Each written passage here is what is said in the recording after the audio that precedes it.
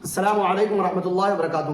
دوستو ابھی پچھلے ایک روز سے ایک ویڈیو بہت ہی زیادہ سوشل میڈیا پر گردش کر رہی ہے کہ مولانا سعد صاحب اس وقت دارالعلوم کے دورے پر گئے ہوئے ہیں، کہ ان کی وہ ویڈیو سوشل میڈیا پر بہت ہی زیادہ گردش کر رہی ہے، کہ بہت سارے لوگ سوشل میڈیا پر سوال کر رہے ہیں کہ ان کا کس وجہ سے آنا ہوا اور کیوں آنا ہوا۔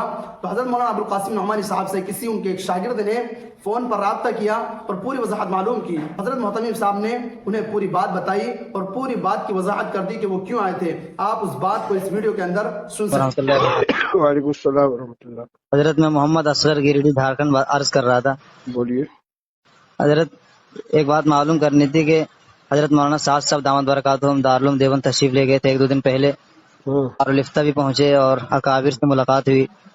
تو سوشل میڈیا پر خبریں پھیلائی جا رہی ہیں کہ دارالعلوم کا جو سابقہ موقف تھا ان کے نظریات کے تعلق سے وہ سب ختم ہو گیا، رفع دفع ہو گیا۔ ایک دم صحیح جھوٹ ہے، انہوں نے کوئی بات نہیں کی ہے نظریات کے سلسلے میں، وہ صرف ملاقات کے لیے آئے تھے۔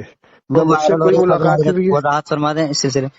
نہ مجھ سے کوئی ملاقات ہوئی ہے، نہ مجھ سے کوئی بات ہوئی ہے۔ صرف ملاقات کے لیے وہ گئے تھے، مولانا ارشد صاحب کے گئے تھے، دارالفتہ میں گئے ہیں، صرف مفتی محمود صاحب کے پاس تھوڑی دیر بیٹھے رہے، لیکن ان کے نظریات اور ان کے خیالات کے سلسلے میں نہ کوئی گفتگو ہوئی، نہ انہوں نے کسی چیز سے رجوع کیا ہے۔